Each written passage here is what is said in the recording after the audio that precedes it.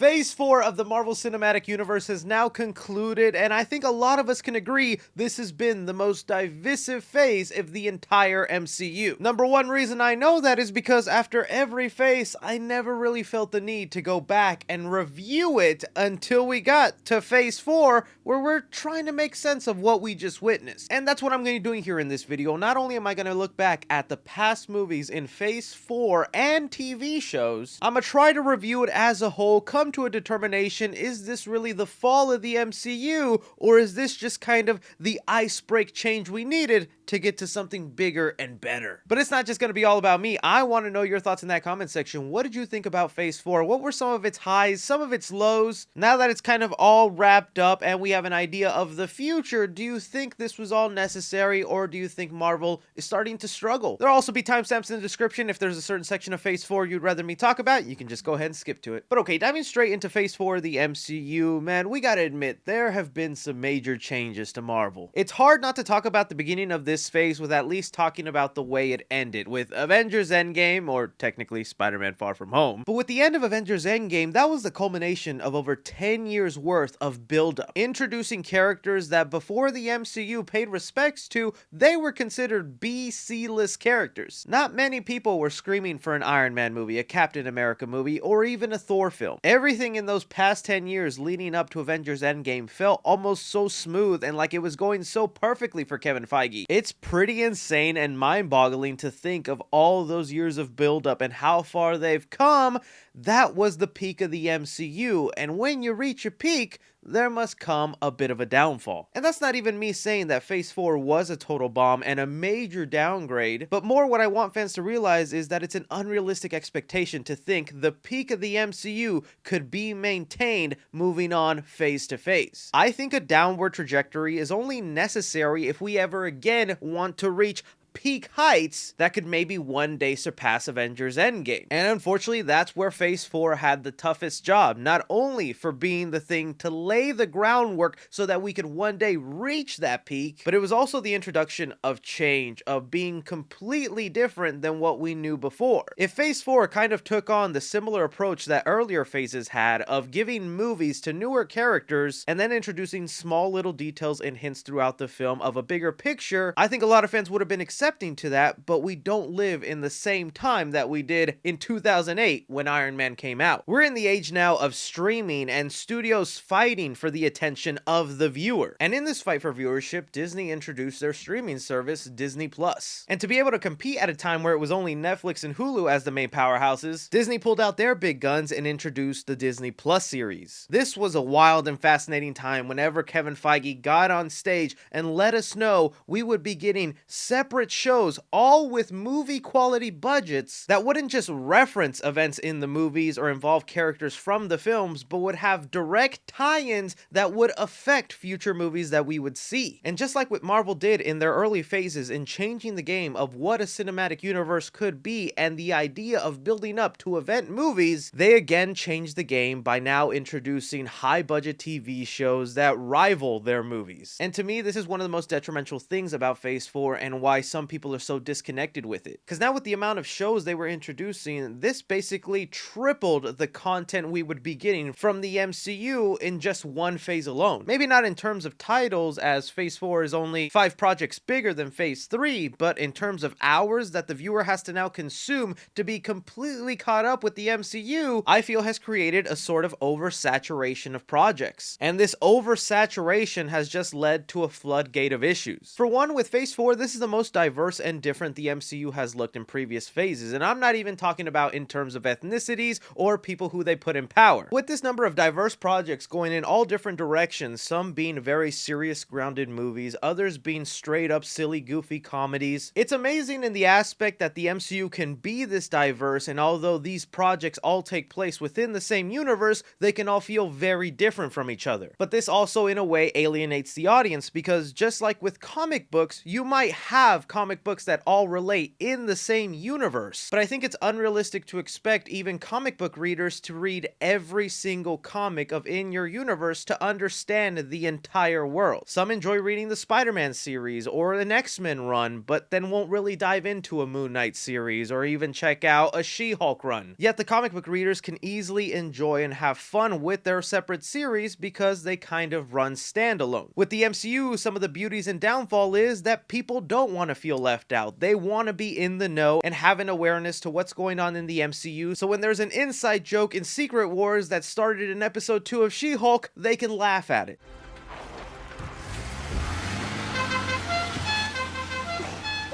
That wasn't our only time machine.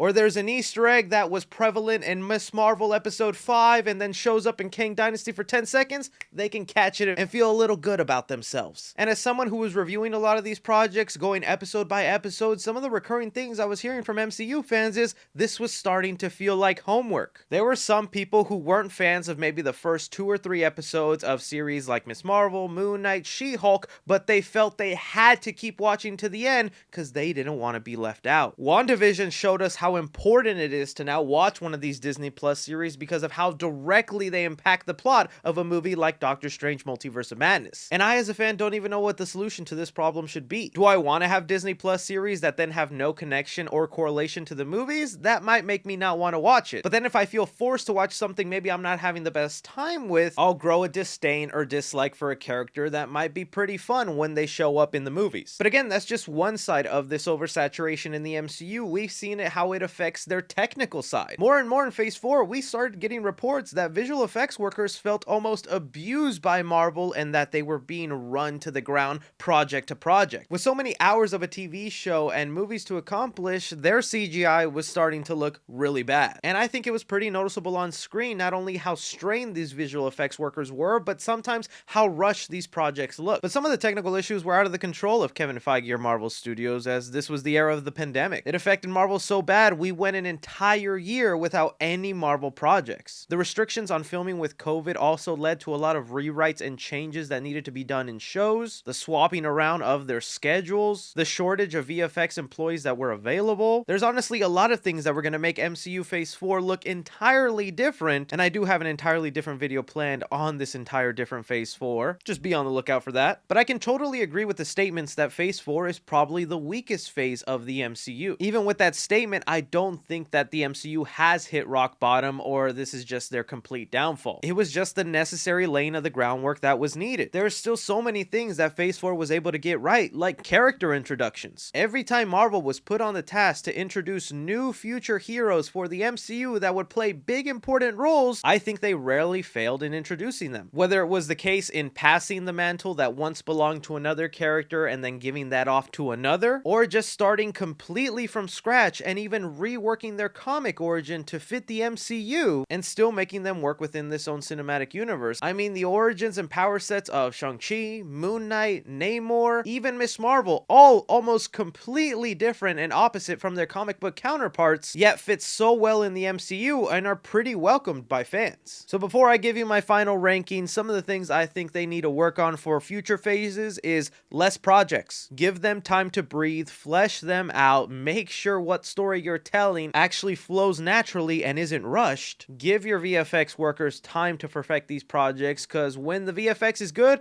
oh my god, is it good. Minimize the amount of setting up you do in each one of your projects and focus on telling that solo narrative. So many things that bug me about Phase 4 is how they just felt like a clear setup to another project instead of focusing on the one I was currently watching. So now quickly ranking these projects. When it comes to TV shows, just quickly rounding them off. Bottom of the list, What If. I felt like I was just expecting something different from this series. I like the idea of what if stories specifically based on the MCU, but I was really hoping for standalone anthology series, but not really something that led to a big multiverse event. I only liked a handful of episodes and just found myself feeling kind of indifferent on the project. From there, I'm going to go with Ms. Marvel. I love the introduction of Kamala Khan and everything she brought, and this show was going for a strong start where I thought it would be one of my top tier favorites, but I feel like it almost became over bloated and lost in itself when it came to explaining Kamala's new origin that was drastically different from the comics. I was open to the new interpretation, but it feels so boggled down and again set up for something else down the line. mind, specifically with the introduction of the 10 rings and her bands having time travel abilities. I dug the show more when she was finally in costume going around the city and actually having superhero duties. From there, I'm going to go into the Hawkeye series. Really, I feel like this was just simple and fun to watch around the holidays. They did a great job introducing Kate Bishop, her backstory of why she's fascinated with Hawkeye, became an expert archer. The biggest downfalls of this series is what a lot of these shows suffer with, is a surprise villain reveal and then a rushed ending that is a setup for another series. Next up, I'm gonna go She-Hulk. I know a lot of you guys are gonna have She-Hulk at the very bottom of your list, but I felt it was kind of refreshing to do something different in the MCU, where although this was a show that had many connections to the MCU and references to other MCU characters, it was just a casual show focusing on Jennifer Walters trying to balance becoming a lawyer and now dealing with this superheroisms of becoming a Hulk. Still, I agree the writing in the show was not all that great. Not every bit of comedy landed. With this also trying to be a lawyer procedural, I felt like they really need to work on the lawyer work in here. But to me, where most shows start to fall apart in their final 2 episodes, She-Hulk got the best in their final 2 episodes. Mainly thanks to Daredevil, right? From there, I'm gonna go with the Moon Knight series. I felt like this was just an interesting take on that character. The MCU changed a lot from his comic book counterpart into the actual show. In that aspect, it has made comic book fans very mad, but for me, as someone who didn't grow up reading Moon Knight or had a big attachment to him,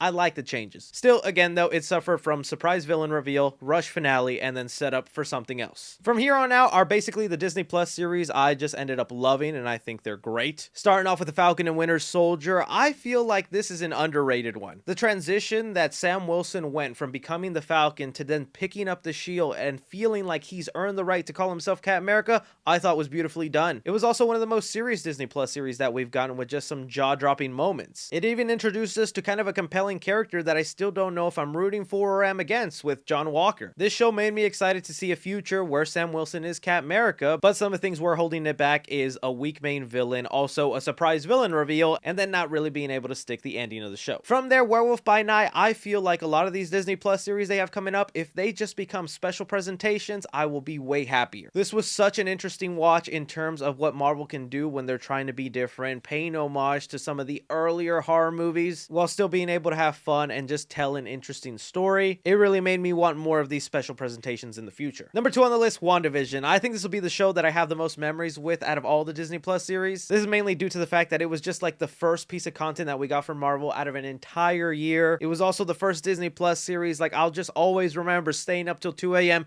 to see every episode, discuss it online with everybody, make my videos. It was such a fun time. It did have the early signs of some of the problems these shows would have, surprise villain reveal and then rush finale that's a lead up to something else. Also, even a disappointing cameo that turned out to be a boner joke, but everything aside from that I thought was still really well done, and it had my attention all the way through. Bring me to number 1, the Loki series. I felt like this was the most masterfully done Disney Plus series. It introduced us to a whole new side of the MCU with the TVA, basically redefining what the Loki character can be, strong emotional moments with the character, and although maybe not a great finale, I think a better one than a lot of these other shows. This one is like one of the only shows also to have confirmed a season 2, and I'm actually genuinely excited to see more of Loki. Where with a lot of these other Disney Plus series, if this is all they're gonna get, I won't mind it. So now quickly ranking the movies of Phase 4, starting off at the bottom of my list with Thor: Love and Thunder. This is one of the movies that disappointed me the most from Marvel in a long time. Coming from someone who doesn't mind Marvel's brand of humor and always sort of defended it in the past, Thor: Love and Thunder was just the straw that broke the camel's back. You can't open up the movie on a father burying his dead daughter, discovering his religion and God to be false, then focusing on a character that's dying of cancer, having the last of the very few Asgardians die left and right, and then tell a joke every 2 minutes. Marvel movies should be built on balance when you're dealing with themes like that, and I just felt they took it in the completely wrong direction. Next up on the list, Black Widow. From here on out, I like these projects. And there is a lot to like in Black Widow, the character that suffered one of the biggest deaths in Avengers Endgame, and a character we are now saying goodbye to. And instead of this movie feeling like the goodbye to Black Widow or her last swan song, it's really more of just setting up other characters that'll become a big part of the MCU. That's people like the Red Guardian, Taskmaster, Yelena taking over the mantle of Black Widow. It was the opening of Phase 4 and really showed us that a lot of these movies will be set up instead of focusing on their main narrative. Next up, Eternals. What director Chloe Zhao did with this movie is beautiful. I think some of the best cinematography that we've gotten from Marvel in a long time. Introduced us to a whole plethora of superhero beings, I found myself pretty captivated with the story behind the Eternals, but it was a very overbloated movie. It was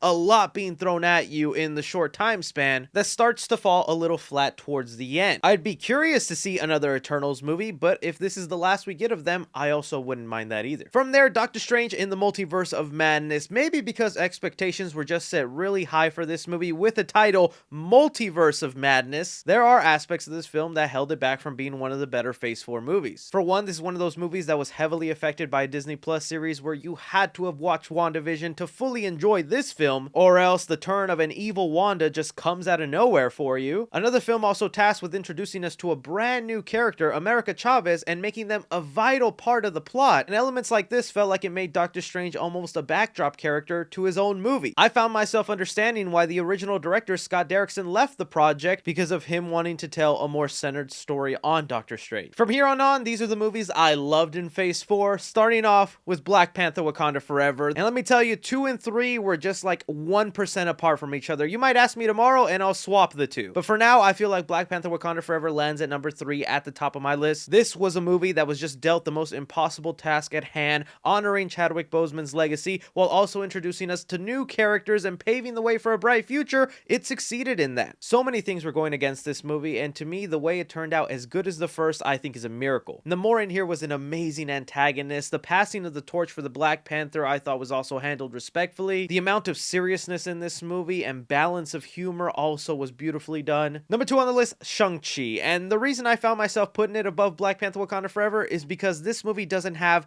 that setup feel that a lot of these other projects have. Nothing in here feels like it's lingering on a Disney Plus project that came before or is coming up after it. It's a very self-contained story focusing on Shang-Chi's story, making him the main character, introducing him very well, while also being able to tell a serious story with humor added in. It was also one of the first Phase 4 movies that when I walked out of, I was like, I want to see that guy meet the Avengers in another movie. I can't wait for more of this dude. It was a movie that just reminded me a lot of the early phases in the Marvel Cinematic Universe where characters were given a solo project and their main focus was just introducing them. Number 1 on the list, is it even surprising? Spider-Man No Way Home. Look, I'm going to completely agree with you that maybe Shang-Chi or Black Panther Wakanda Forever are better structured, written movies than Spider-Man No Way Home. But at the end of the day, these ranking lists are personal opinions based on the way they make you feel. And the way I felt watching Spider-Man No Way Home was just a whole nother level of amazing. Seeing the generations of Spider-Man actors come in with Tom Holland, interact, and have just such spectacular moments on screen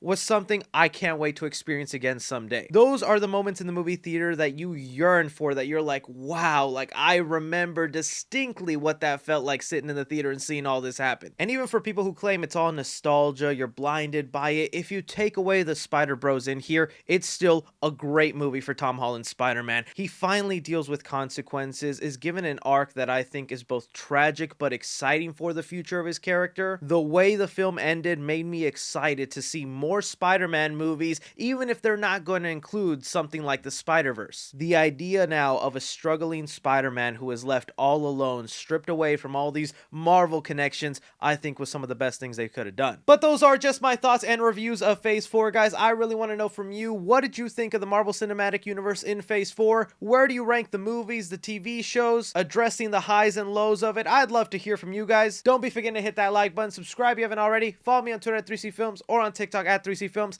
But as always, I'm Chris. Take care.